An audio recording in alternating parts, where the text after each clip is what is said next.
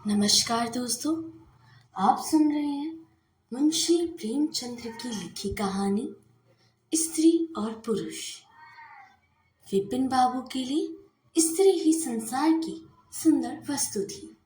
वह कवि थे और उनकी कविता के लिए स्त्रियों के रूप और यौवन की प्रशंसा ही सबसे चिंता आकर्षक विषय था। उनकी दृष्टि में स्त्री जगत में व्यापक कोमलता, माधुर्य और अलंकारों की सजीव प्रतिमा थी। जवान पर स्त्री का नाम आते ही उनकी आंखें जगमगा उठती थी, कान खड़े हो जाते थे, मानो किसी रसिक ने गाने की आवाज सुन ली हो। जब से होश संभाला तभी से उन्होंने उस सुंदर की कल्पना करनी शुरू की जो उनके हृदय की रानी होगी। उसमें उषा की प्रफुल्लता होगी, पुष्प की कोमलता, कुंदन की चमक, वसंत की छवि, कोयल की ध्वनि। वह कवि वर्णित सभी उपमाओं से विषीभूत होगी। वह उस कल्पित मूर्ति के उपासक थे। कविताओं में उनका गुण गाते ही वह दिन भी समीप आ गया जब उनकी आशाएं हरे हरे पत्तों से लहराएगी, उनकी मुरादें पूरी होंगी। कॉलेज की अंतिम परीक्षा समाप्त हो गई थी और विवाह के संदेश आने लग गए थे। विवाह तय हो गया।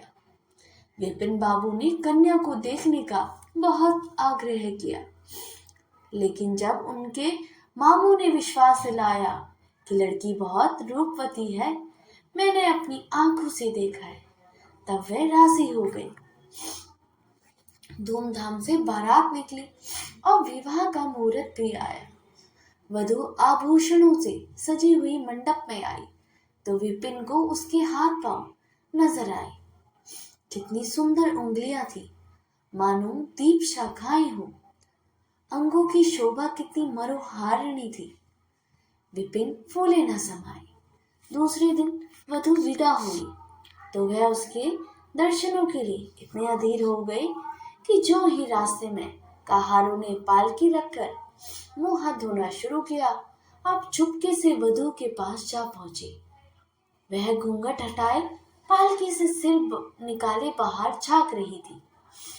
विपिन की निगाह उस पर पड़ गई। यह वह परम सुंदर रमणी ना थी जिसकी उन्होंने कल्पना की थी, जिसके वह बरसों से कल्पना कर रहे थे। यह उसके चौड़े मुंह, चिपटी नाक और फूले हुई गालों वाली कुरूपा स्त्री थी। रंग गोरा था पर उसमें लाली के बदले सफ्ती थी, और फिर रंग कैसा ही सुंदर हो, रूप की कमी नहीं पूरी कर सकता। विपिन का सारा उत्साह ठंडा पड़ गया। हाँ, इससे मेरे गले के लिए पड़ना था। क्या इसके लिए समस्त संसार में कोई और न मिलता था? उन्हें अपने मामू पर क्रोध आया, जिसे वधू की तारीफों के पुल बांध दिए थे। अगर उस वक्त वह मिल जाते तो विपिन उनकी ऐसी खबर लेता कि वह भी याद करते। जब कहारों ने फिर पालकी उठाई तो विपिन मन में सोचने लगा, इस स्त्री के साथ कैसे मैं बोलूंगा, कैसे इसके साथ जीवन काटूंगा। इसकी ओर तो ताकने से ही घृणा होती है। ऐसी कुरूपा स्त्रियां भी संसार में होती हैं क्या? इसका मुझे अभी तक पता नहीं था। क्या मुंह ईश्वर ने बनाया है, क्या आंखें हैं। मैं और सारे ऐबे और से आंख बंद कर लेता, लेकिन वह चौड़ा सा मुंह। भगवान, क्या तुम्हें मुझी में इसे वर्जपात करना था? विपिन हो अपना जीवन नर्क सा जान पड़ता था। वह अपने मामू से लड़ा, ससुर से लंबा खर्रा लिखकर फटकारा, माँ बाप से हुज्जत की, और जब उसे शांति न हुई तो वह कहीं भाग जाने की बात सोचने लगा। आशा पर उसे दया अवश्य आती थी। वह अपने का समझता कि उस बेचारी का क्या दोष है। उससे जबरदस्ती तो मुझसे विवाह नहीं किया, लेकिन यह दया और यह विचार उस घृणा को न जीत सकता था जो आशा को देखते ही उसके रोम रोम में व्याप्त हो जाती। आशा अपने अच्छे अच्छे कपड़े पहनती, तरह तरह से बाल संवारती, घंटों आईनों के सामने खड़ी होकर अपना श्रृंगार करती। लेकिन विपिन को यह शत्रुघ्न मुझसे मालूम होते।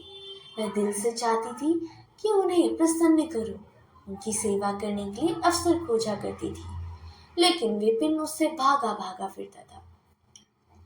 अगर कभी भेंट हो जाती तो कुछ ऐसी जली काटी कटी बातें करने लगता कि आशा रोती हुई वहां से चली जाती। सबसे बुरी बात तो यह थी कि उसका चरित्र भ्रष्ट होने लगा। वह यह भी भूल जाने की चेष्टा करने लगा कि मेरा तो विवाह हो गया है। कई कई दिनों तक आशा को उसके दर्शन भी ना होते। वह उसके कहके की आवाज बाहर से आती हुई सुनती, झरोकों से देखती कि वह अपने दोस्तों के गले में हाथ डाले सैर करने जा रहे हैं और तड़प कर रह जाती। एक दिन खाना खाते समय उसने कहा, अब तो आपके दर्शन होते ही नहीं, मेरे कारण घर छोड़ दीजिएगा क्या?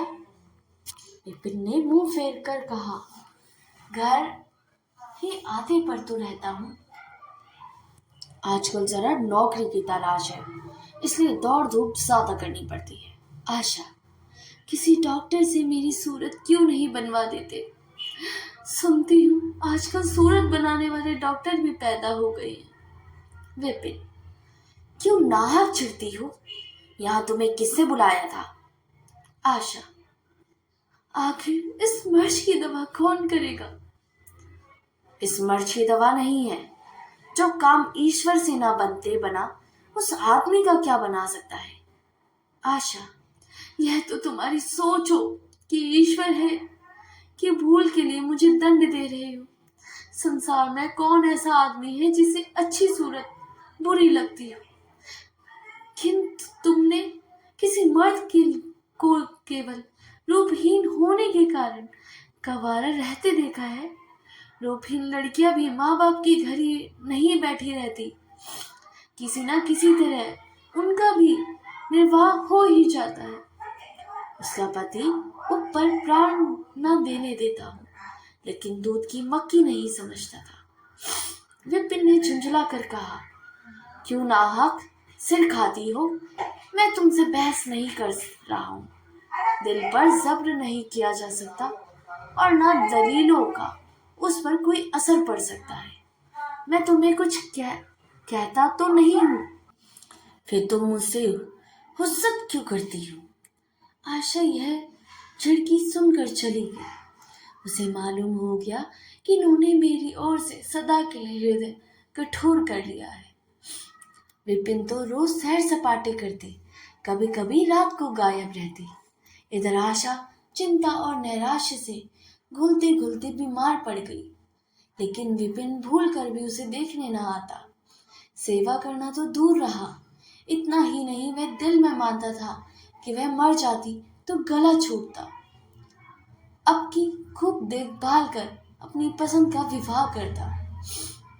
अब वह और भी खुल खेला। पहले आशा से कुछ दबता था, कम से कम उसे यह धड़का लगा रहता था कि कोई मेरी चाल ढाल पर निगाह रखने वाला भी है।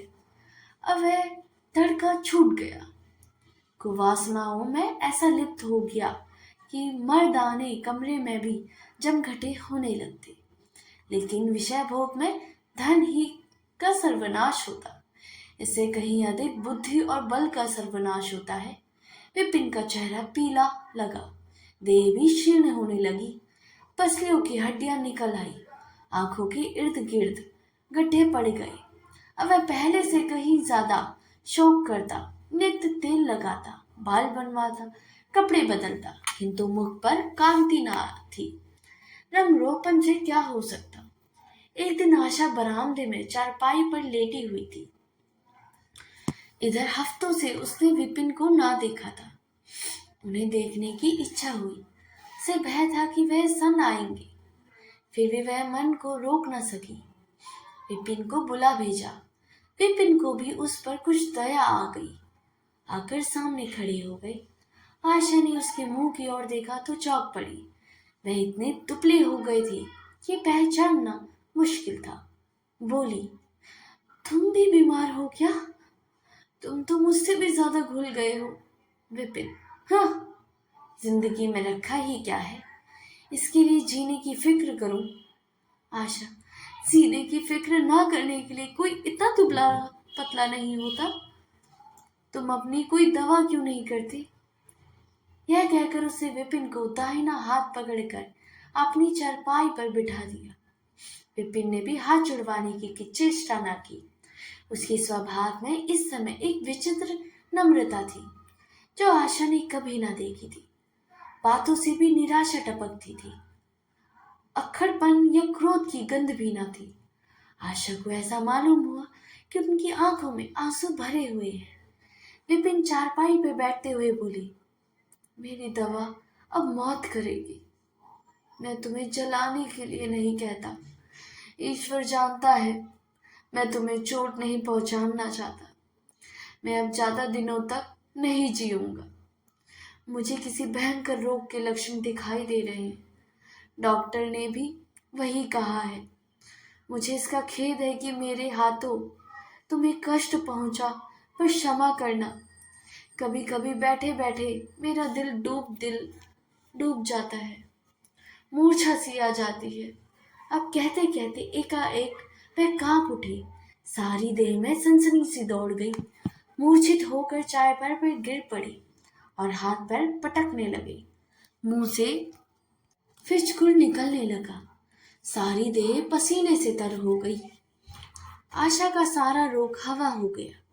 वह महीनों से बिस्तर ना छोड़ सकी थी। इस समय उसके शीतल अंगों में विचित्र स्फूर्ति दौड़ गई। उसे तेजी से उठकर विपिन को अच्छी तरह लेटा दिया और इसे मुख पर पानी की छींटे देने लगी। मारी भी दौड़ आई और पंखा झहलाने लगी। फिर भी विपिन की आंखें ना खुली। संध्या होते होते उसका मुंह टेढ़ा हो गया और बायां अंग शून्य पड़ गया। हिलना तो दूर रहा, मुंह से बात निकलना भी मुश्किल हो गया। वह मूर्छा न थी, फालिस था। फालिस के भयंकर रोग में रोगी की सेवा करना आसान काम नहीं। उस पर आशा महीनों से बीमार थी, लेकिन उस रोग के सामने वह पाना रोग भूल गई। 15 दिन तक विपिन की हालत बहुत नाजुक रही। आशा दिन के दिन और रात की रात उसके साथ बैठी रहती। उसके लिए पथ्य बनाना, उसे गोद में संभाल कर दवा पिलाना, उसके जरा जरा से इशारों को समझना उसी जैसी धैर्यशाली स्त्री का काम था। उसका सिर दर्द से फटा करता, ज्वर से देह तपा करती, पर इसकी उसे जरा भी परवाह नहीं थी। 14 दिनों बाद विपिन की हालत कुछ संभली। उसका दाहिना पैर तो लुंज पर पड़ गया था, पर तोतली भाषा में कुछ बोलने लगी थी। सबसे बुरी गत सबसे उसके सुंदर मुख की हुई थी। वह इतना टेढ़ा हो गया जैसे कोई रबड़ के खिलौने को खींचकर बढ़ा दे। बैटरी की मदद से जरा देर के लिए बैठे या खड़े हो तो हो जाते, लेकिन चलने फिरने की ताकत न थी। एक दिन लेटे लेटे उन्हें एक ख्याल आया। आईना उठाकर अपना मुख देखने लगे। ऐसा कुरूप आदमी उन्होंने कभी ना देखा था। आहिस्ता से बोले, आशा, ईश्वर ने मुझे गुरु की सजा दे दी। वास्तव में मुझे यह उसी बुराई का बदला मिला है जो मैंने तुम्हारे साथ की। अब तुम अगर मेरा मुंह देखकर घृणा से मुंह फेर लो तो मुझे उस दुर्व्यवहार का बदला लो जो मैंने तुम्हारे साथ किए हैं। आशा ने पति की ओर कोमल भाव से देखकर कहा, मैं तो आपको अब भी उसी निगाह से देखती हूँ। मुझे तो आप में कोई अंतर ही नहीं दिखाई देता। विपिन, वह बंदर का सा मुंह हो गया है। तुम कहती हो कोई अंतर ही नहीं।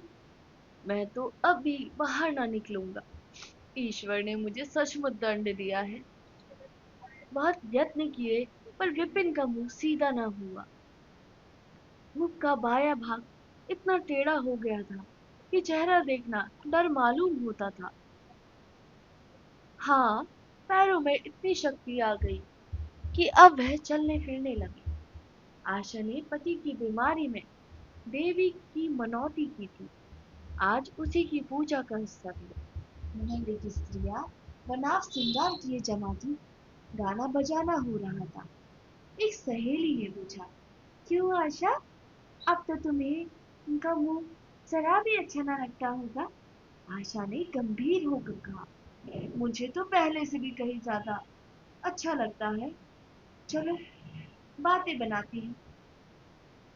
नहीं बहन, सच कहती हूँ, रूप के बदले मुझे उनकी आत्मा मिल गई, जो रूप से कहीं बढ़कर है। विपिन कमरे में बैठे हुए थे, कई मित्र जमा थे, ताश हो रहा था। कमरे में एक खिड़की थी जो आंगन में खुला थी। इस वक्त वह बंद थी। एक मित्र ने उसे चुपके से खोल दिया। एक मित्र ने उसे चुपके दिया और शीशे से झांक कर विपिन से कहा, आज तो तुम्हारे यहाँ परियों का अच्छा जमघट है। विपिन, बंदा कर दो। अजीज जरा देखो तो, कैसी कैसी सूरतें हैं। तुम्हें इन सबों में कौन सबसे अच्छी मालूम होती है? विपिन ने उड़ती हुई नजरों से देखकर कहा, मुझे तो वही सबसे अच्छी मालूम होती है जो थाल में फूल रख रही है। बाहरी आपकी निगाह, क्या सूरत के साथ तुम्हारी निगाह भी बिगड़ गई है? तुम्हें तो वह सबसे बदसूरत मालूम होती थी, इसलिए कि तुम उसकी सूरत देखते हो और मैं उसकी आत्मा देखता हूँ। अच्छा, यही मिसेस विपिन है। जी हाँ, यह वही देवी है। तो दोस्तों, अगर आपको स्टोरी अच्छी लगी हो तो इसे लाइक, सब्सक्राइब और शेयर करना ना भूलिएगा। तो मिलते हैं अगली कहानी में। तब तक के लिए धन्यवाद। आपका दिन शुभ हो।